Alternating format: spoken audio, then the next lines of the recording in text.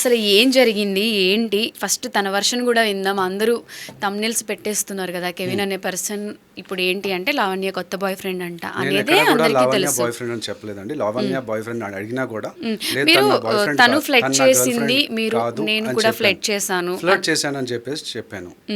అది జరిగింది కాబట్టి అంటే ఇప్పుడు ఆ అమ్మాయి కాల్లో అట్లా అడిగింది కదా, జాబ్ ఇస్తాను ఇది అని చెప్పేసి. అది యూజువల్గా ఎవరైనా ఫ్లర్ట్ చేస్తున్నప్పుడు అట్లాంటి మాటలు మాట్లాడుకుంటారు. సరే, తన వర్షన్ వినేసాము. అసలు మీ పాయింట్ ఆఫ్ వ్యూ, మీ వర్షన్, మీరు ఇప్పుడు ఎందుకు ఇంటర్వ్యూస్ ఇస్తున్నారు, మీరేం కోరుకుంటున్నారు, మీకు ఏమన్నా అన్యాయం జరిగిందా? ఇప్పుడు ఏదో మాట్లాడేసి అంటుంది. యాక్చువల్గా అమ్మాయి ఫ్రెండ్, నా ఫ్రెండ్ ఆ అమ్మాయి. ఓకే, ఆ అమ్మాయితో నేను డబ్బులు పెట్టించుకున్నాను. ఆ అమ్మాయిని కావాలంటే మీరు ఆమె ఇంట్రెస్ట్ ఉంటే కాన్ఫరెన్స్ కాల్ తీసుకోవచ్చు. ఆమె అట్లాగా రాంగ్ ఎలిగేషన్స్ చేస్తుంది. లాస్ట్ ఇంటర్వ్యూ ఎంతమంది అమ్మాయిలు ఈ సిరీస్లో బయటకు వస్తారు, ఎంతమంది అమ్మాయిల లైఫ్లు స్పాయిల్ అవుతాయి అనేది ఆడియన్స్కి కానీ నాకు కానీ అర్థం కాని విషయం. మొన్నటి వరకు స్వాతి అని ఒక అమ్మాయిని తీసుకొచ్చారు. వాళ్ళ ఫాదర్ కాల్ చేసి, ఇప్పుడు పిల్లలు చేసే తప్పులకి పేరెంట్స్ బలైపోతున్నారు. వాళ్ళు ఎలా ఏడుస్తున్నారు, వాళ్ళు ఎంత బాధపడుతున్నారు అనేది ఎవరు ఆలోచించట్లేదు. అసలు అమ్మాయి లైఫ్ అంటే ఎంత సెన్సిటివ్, దాన్ని ఇలా ఒక పబ్లిక్ లో పెట్టేసి ఎవరు ఇష్టం వచ్చినట్టు వాళ్ళు అమ్మాయిలు లాగడం ఎంతవరకు కరెక్ట్? నేను ఇన్ఫాక్ట్ బాధపడుతున్నాను. ఇప్పుడు లావణ్య పేరు, శ్రావ్య పేరు తీసుకుంటే మళ్ళీ వాళ్ళకి పెళ్ళిళ్ళు కూడా అయ్యే ఛాన్స్ తక్కువ కదా ఇట్లాంటి. ఇప్పుడు నేను లావణ్యకి సపోర్ట్ చేస్తున్నానని కాదు, లావణ్య పాయింట్ ఆఫ్ వ్యూలో కూడా తను ఒక ఆడపిల్ల. వాట్ ఎవర్ జరిగింది ఏదో జరిగింది, ఇప్పటి నుంచన్నా ఆఫ్టర్ ఈ మెస్ తర్వాత బెనిఫిట్ ఆఫ్ డౌట్ నేను ఇచ్చాను యాక్చువల్గా. సింపతి అని కాదు, అట్లీస్ట్ లైఫ్ అంతా ఇప్పుడు ఒక ట్రాజడీలో వెళ్ళిపోయింది కాబట్టి ఇప్పటి నుంచైనా ఎవరికి వాళ్ళు మారి మంచి ట్రాక్ లో ఉంటే బాగుంటుంది. లావణ్య కూడా ఇవన్నీ వదిలేసి ఇష్యూస్, ఈ ప్రాబ్లమ్స్ లేకుండా వాట్ ఎవర్ ఫేస్ చేసింది, రియలైజ్ అయింది, సారీ చెప్పింది, ఏడుస్తుంది. ఒక మనిషిలో తను అఫీషియల్ గా వీడియో పెట్టింది, రాస్తానికి సారీ అని పెట్టడం కూడా మనం చూసాము. సో ఎవరైనా సారీ చెప్పినా మళ్ళీ అట్లాగే ఇప్పుడు నాకు కూడా సారీ చెప్పిందండి. ఈ కాల్ ఏదైతే మనం విన్నామో ఆ కాల్లో నాకు యాక్చువల్ నన్ను తిట్టింది కదా, తిట్టిన తర్వాత తనే రియలైజ్ అయ్యి మళ్ళీ సారీ కూడా చెప్పింది. నేను అది కూడా కాల్ వినిపిస్తాను మీకు. చెప్పి కూడా మళ్ళీ చూడండి ఈరోజు ఎట్లా బూతులు తిడుతుందో. తన ఫ్రస్ట్రేషన్ అది చెప్పుతో కూడా ఆల్మోస్ట్ 1 year నుంచి ఇప్పుడు ఇది నడుస్తుంది కాబట్టి లావణ్య అనే అమ్మాయి ఎలా మాట్లాడుతుంది, కోపం వస్తే తన కంట్రోల్ తను రైట్ అని నేను చెప్పట్లేదు. అసలు మీ పాయింట్ ఆఫ్ వ్యూ ఏంటి, మీ వర్షన్ ఏంటి, మీరు ఏ న్యాయం కోరుకుంటున్నారు? ఇప్పటి వరకు తను చెప్పిన ఈ కొత్త ఎలిగేషన్స్ కి నేను కొంచెం ఆన్సర్ ఇవ్వాలి. ఫస్ట్ ఎలిగేషన్ ఏంటంటే, తను నాకు మొన్న #U ఇంటర్వ్యూలో తను కాల్ చేసినప్పుడు, యాంకర్ రాజేష్ కర్ణం గారు కాల్ చేసినప్పుడు పెండిగంటి లా కాలేజ్ నుంచి నన్ను బయటికి గెంటేశారు అని చెప్పింది, ఛాలెంజ్ చేసింది తను. నేను ఆ కాలేజ్లో నుంచి నేనే బయటకు వచ్చేసి వేరే కాలేజ్లో జాయిన్ అయ్యాను. ఇప్పుడు ఆ అమ్మాయి కాలేజ్ పేరు కూడా చెప్పేసింది. ఇప్పుడు ఆ అమ్మాయి చూడండి, కాలేజ్కి ఏవో నోటీసులు పంపిస్తాము అట్లా బెదిరించడం అనమాట.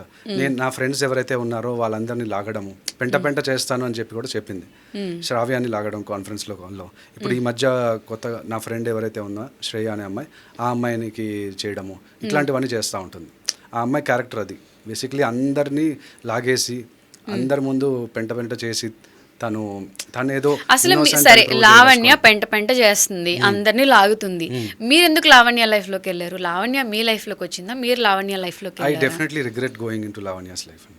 మీరే లావణ్య లైఫ్ లోకి వెళ్ళడం కాదు. బేసిక్లీ నేను ఆ రోజు నార్సింగి పోలీస్ స్టేషన్లో, నేను ఇందాక కూడా చూపించాను, వేరే ఇంటర్వ్యూస్లో అన్నిట్లో కూడా చూపించాను. నార్సింగి పోలీస్ స్టేషన్లో నేను ఒక పని మీద వెళ్ళాను, నా CBI-TC పని మీద వెళ్తే ఆ అమ్మాయి దాసరి విజ్ఞాన్ పైన కంప్లైంట్ ఇవ్వడానికి వచ్చింది 13 సెప్టెంబర్ రోజు. ఓకే, ఆ 13 సెప్టెంబర్ రోజు నేను ఆ అమ్మాయిని కలిశాను. సో దాసరి విజ్ఞాన్ తను కొన్ని థంబ్నెయిల్స్ అసభ్యకరంగా ఉన్నాయి అని చెప్పేసి కొన్ని వీడియోస్, వాటి మీద కంప్లైంట్ ఇవ్వడానికి వస్తే నేను అక్కడ పరిచయం అయ్యాను. ఇక్కడ చూడండి, కుక్కలతో కూడా ఇట్లా కొన్ని థంబ్నెయిల్స్ ఉన్నాయి. ఉంటే వాటి మీద కంప్లైంట్ ఇవ్వడానికి తను అక్కడికి వచ్చింది. సో నేను కళ్యాణ్ దిలీప్ సుంకర గారి ఫోన్ నంబర్ కోసం ఆ అమ్మాయిని అప్రోచ్ అవ్వడం జరిగింది. సో అయితే ఆ అమ్మాయి ఇచ్చింది, అలాగే తర్వాత కూడా పరిచయం చేసింది. నేను కళ్యాణ్ దిలీప్ సుంకర గారిని కలిశాను. ఆయన కూడా ఒక 1/2 hour to 1 hour మాట్లాడారు. కన్సల్టేషన్ ఫీజు కూడా తీసుకోలేదు. సో అయితే ఎవరెవరైతే లావణ్యకి సపోర్ట్ చేస్తున్నారో ఇనీషియల్గా వాళ్ళందరూ మీరు చూసుకుంటే ఈదర్ న్యూట్రల్ అనే అయిపోతున్నారు లేదా ఎగెన్స్ట్ అయినా అయిపోతున్నారు.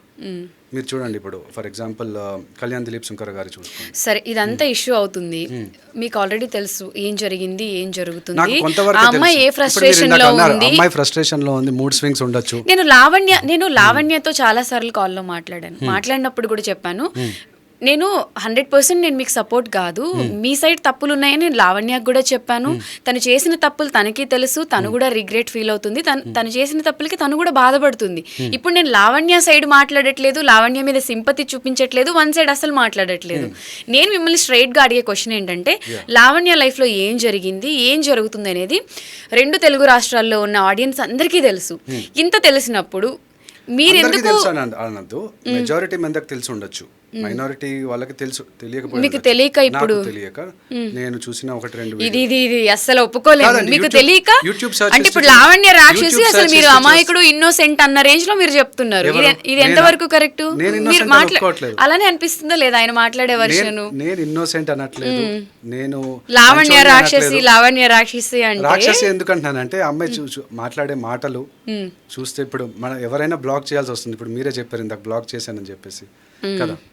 సో అమ్మాయి అట్లా మల్టిపుల్ కాల్స్ చేయడము, మిడ్ నైట్ కాల్స్ చేసేస్తుంటుంది, లేకపోతే టెక్స్ట్ మెసేజ్లు పెట్టేస్తుంటుంది, లేకపోతే ఇట్లాగా కొత్త కొత్త అకౌంట్స్ నుంచి కమెంట్స్ పెడతా ఉంటుంది. మీకు చూపెడతాను ఒకటి. సుస్మిత అని ఒక పేరు ఒక అకౌంట్ తోటి, కొడక నీ ఆడియో వచ్చాక నువ్వు ఆడియో తప్పుగా పోయింది, నేను క్లారిటీ ఇస్తా అని లావణ్య గారికి తనకు తనే గారు అనేసుకుంటుంది. సారీ చెప్పావుగా కదరా అని చెప్పి అంటుంది తనకు తనే.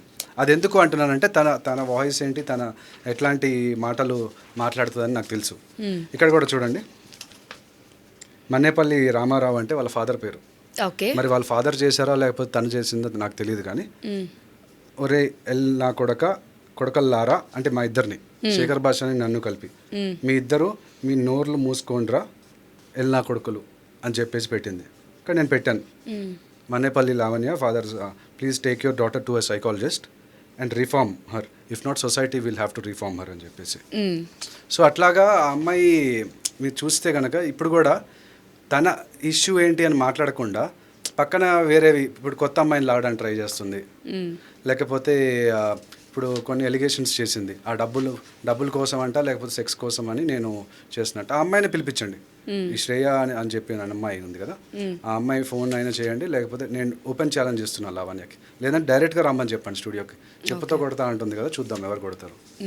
ఇప్పుడు మీ ప్రాబ్లం ఏంటి? అండ్ ఇంకొకటి అండి, ఇక్కడ ఇప్పుడు నేను కూడా ఇప్పుడు తను ఒక ఫ్రెండ్ లాగా నేను ట్రీట్ చేశానండి. ఇప్పుడు ఒక ఇంటర్వ్యూలో నేను వైల్డ్ వుల్ఫ్ టీవీలో ఇచ్చిన ఇంటర్వ్యూలో నేను అంటే ఆపోజిట్ లేడీ రిపోర్టర్ ఉంది, బట్ ఇప్పుడు నేను మొత్తం అంటే అబ్యూజివ్ లాంగ్వేజ్ వాడకుండా నా కొడక అని చెప్పాను కదా, దాంట్లో వాడేశాను అంటే తెలియక, అంటే అది వచ్చేసింది మాట బయటకి.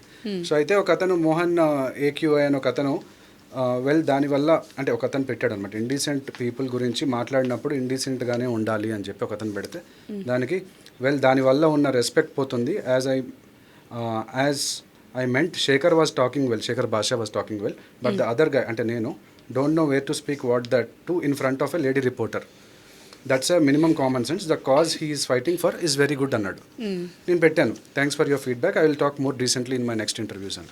So ఇప్పుడు లావణ్య చెడ్డది అని అనట్లేదు నేను, లావణ్య చేసే పనులు కొన్ని పనులు తప్పు పనులు చేస్తుంది, చెడ్డ పనులు చేస్తుంది తను. ఆ పనులు నువ్వు మార్చుకో అని చెప్పి నేను ఒక మంచి ఫ్రెండ్ లాగా నేను ఆమెకి గైడెన్స్ ఇవ్వబోతుంటే, ఆ అమ్మాయి నేను అగెన్స్ట్ అయిపోయానని చెప్పేసి నాకు అగెన్స్ట్గా ఇప్పుడు ఏదో ఎఫ్ఐఆర్ వేసేస్తాను, నీ కాలేజ్కి ఇది పెట్టేస్తాను, నీ ఫ్రెండ్స్ అందరినీ లాగేస్తాను, అట్లా ఆ అమ్మాయి చేసే పనులు. సో ఇలా మీ ఇద్దరికి గొడవలు అనేవి స్టార్ట్ అయ్యాయి అంటారు. సో ఇప్పుడు మీరు చదువుతున్నారు, లా చదువుతున్నా అంటున్నారు. ఏ ఇయర్ ఇప్పుడు మీరు చదివేది? First year. ఇప్పుడు మంచి ఎడ్యుకేషన్ వైపు వెళ్దాం అనుకున్నప్పుడు ఈ మెస్లోకి ఎందుకు అడుగు పెట్టాలనుకుంటున్నారు? ఇప్పుడు మీరు ఒక మాట అంటున్నారు, లావణ్య ఏదో మాట్లాడుతుంటే దానికి కౌంటర్ ఇస్తున్నారు, దానికి మళ్ళీ లావణ్య కౌంటర్ ఇస్తుంది. ఇదంతా ఎందుకు దీన్ని నెక్స్ట్ లెవెల్కి తీసుకెళ్తున్నారు? దీనికి ఒక ఫుల్ స్టాప్ మీరు ఎందుకు పెట్టట్లేదు అనేది నా క్వశ్చన్. అదేనండి, ఫుల్ స్టాప్ పెట్టడానికి ట్రై చేస్తున్నాను. పెట్టడానికి ట్రై చేస్తున్నారా? సీరియస్లీ? యా. ఓకే.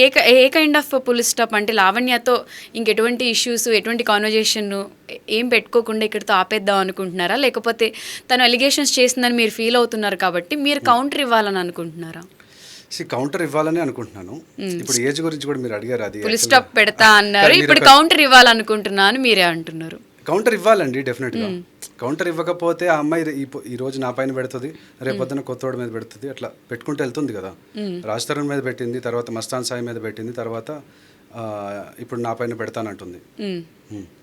సో అట్లా పెట్టుకుంటూ వెళ్తుంది కదా. సో లావణ్యాన్ని స్టాప్ చేయడానికి వచ్చిన మగ ఆణిముత్యాల్లో ఇప్పుడు కెవిన్ ఒక ఆణిముత్యం అనుకోవాలా? మీరు ఆణిముత్యం అనుకోండి, లేదా ఇంకేదన్నా అనుకోండి. రాక్షసి అన్నాను కదా, రాక్షసుడు అనుకోండి, ప్లే గర్ల్ అన్నాను, ప్లే బాయ్ అనుకోండి, ఏదైనా అనుకోండి. సరే, ఫైనల్గా మీకు ఏం కావాలి? లావణ్యతో మీకు ఏం కావాలి? మీ ఫైట్ దేనికోసం? అది ఇప్పటి వరకు నాకు ఆన్సర్ రాలేదు. నా ఫైట్ తన కోసం కాదండి, నా ఫైట్ వేరే ఫైట్. నేను 2 కేసులు ఫైట్ చేస్తున్నాను. ఒకటి ఓల్డ్ ప్రొడ్యూసర్స్ కాదల్ అనే మూవీ ఒకటి ఉంది. ఓకే, ఆ మూవీలో నేను ఒక 30 lakhs ఇన్వెస్ట్ చేశాను. ఓకే, ఇది ఇన్వెస్ట్మెంట్ అగ్రిమెంట్ దానికి సంబంధించి. ఓకే ఓకే, డైరెక్టర్ వచ్చేసి కళ్యాణ్జీ గోగనా. ఓకే, వల్లి చైతన్య, హర్ష గద్దం శెట్టి, కాసిం వలి అనే ముగ్గురు జేకే క్రియేషన్స్ బ్యానర్ పైన. జే అంటే జేడి చక్రవర్తి గారు, కే అంటే కాసిం వలి, అతని రైట్ హ్యాండ్ అనమాట. సో వాళ్ళు ఒక మూవీ స్టార్ట్ చేసి 50% షూటింగ్ అయిపోయింది. బడ్జెట్ ఇష్యూస్ వల్ల యాక్చువల్గా ఆగిపోయింది మూవీ. నేను ఆ టైంలో 2019లో డెలాయిట్లో వర్క్ చేస్తున్నప్పుడు నా దగ్గరికి వచ్చారు. వస్తే నేను పర్సనల్ లోన్ 30 lakhs తీసుకొని ఇన్వెస్ట్ చేయడం జరిగింది. ఇన్వెస్ట్ చేసిన తర్వాత వాళ్ళు మూవీని నాకు తెలియకుండా వేరే వాళ్ళకి అమ్మేశారు. యాక్చువల్గా జేడి చక్రవర్తి వాళ్ళ ప్రొడక్షన్. జేడి చక్రవర్తి గారితో ఒక మూవీ చేశారండి వీళ్ళు, 70mm MMOF అని చెప్పి ఒక మూవీ చేశారు. ఓకే, ఇది ఒక కంప్లైంట్. ఇంకో కంప్లైంట్ ఏంటి? ఇప్పుడు ఇక్కడ కూడా చూస్తే కనుక మనకి విట్నెస్ కింద వీళ్ళిద్దరు సైన్ పెట్టాలండి. కళ్యాణ్జీ గోగన డైరెక్టర్, తర్వాత నా ఫ్రెండ్ ఎవరైతే ఉన్నారు సునీల్ మోహన్ గుంటి అనే అతను, IDBI బ్యాంక్లో మేనేజర్, వాళ్ళిద్దరు సైన్లు పెట్టాలి. వాళ్ళిద్దరు సైన్లు పెట్టలేదు. ఇది without the consent of the first party they can't cell the movie. They sold of the movie to Kiran Reddy Mandadi.